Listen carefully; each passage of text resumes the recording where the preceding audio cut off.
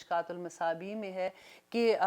حضرت ابو ہریرہ، ابن مسعود اور ابن عمر روایت کرتے ہیں کہ نبی صلی اللہ علیہ وآلہ وسلم نے فرمایا کہ جو وضو کرے اور اللہ کے نام سے اس کو شروع کرے وضو کرنے سے، تو وضو اس کے سارے جسم کو پاک کر دیتا ہے۔ جو اللہ کا نام جیسے بسم اللہ الرحمن الرحیم پڑھ کے وضو شروع کرتا ہے تو اللہ سبحانہ تعالیٰ اس کے سارے اعضاء کو پاک کر دیتا ہے۔ لیکن اگر جو وضو کرے اور بسم اللہ نہ پڑھے، بھول سکتا ہے نا، سننا ہے جیسے، تو کئی دفعہ ایسا ہوتا ہے کہ وہ اس کے دماغ میں نہیں رہتا، تو صرف وضو کے اعضاء جہاں پہ جو وضو کے اعضاء سے وہ وضو کرتا ہے صرف وہ پاک ہوتے ہیں۔ لیکن دیکھیے کہ سارے اعضاء جو پاک ہو جاتے ہیں تو ہمارے اندر کے اعضاء میں ہمارا دل بھی ہے، دل کے اندر کتنی ایسے معاملات ہوتے ہیں جو ہم نے دل کے اندر رکھے ہوتے ہیں۔ اللہ سبحانہ تعالیٰ دلوں کے حال جانتا ہے، اس میں ہمارا دماغ بھی ہے جو پوری پلاننگ کرتا ہے۔ تو جب ہم وضو میں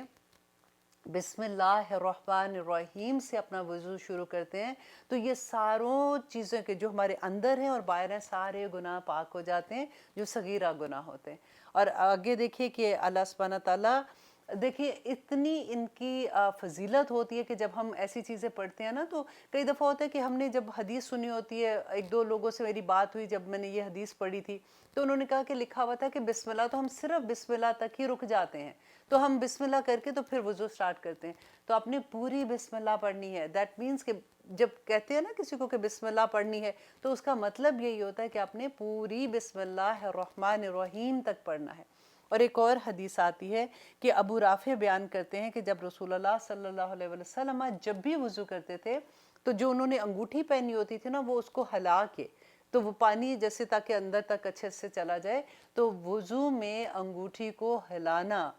فرض ہے، سنت نہیں ہے۔ ایسے نہیں ہے کہ اس کے بغیر وضو ہو جاتا ہے، کیونکہ سنت میں اس لیے آپ کو کہتی ہوں کہ سنت کرے تو بہت ثواب ہے،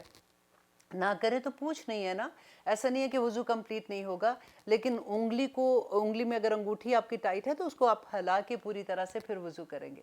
تو اللہ سبحانہ تعالیٰ ہمیں توفیق عطا کرے کہ ہم نبی صلی اللہ علیہ وسلم کی سنت پہ عمل کرنے والے بنے، آمین ثم آمین۔ اللہ حافظ۔ سبحان ربک رب العزت عما یصفون وسلام علی المرسلین والحمد للہ رب العالمین۔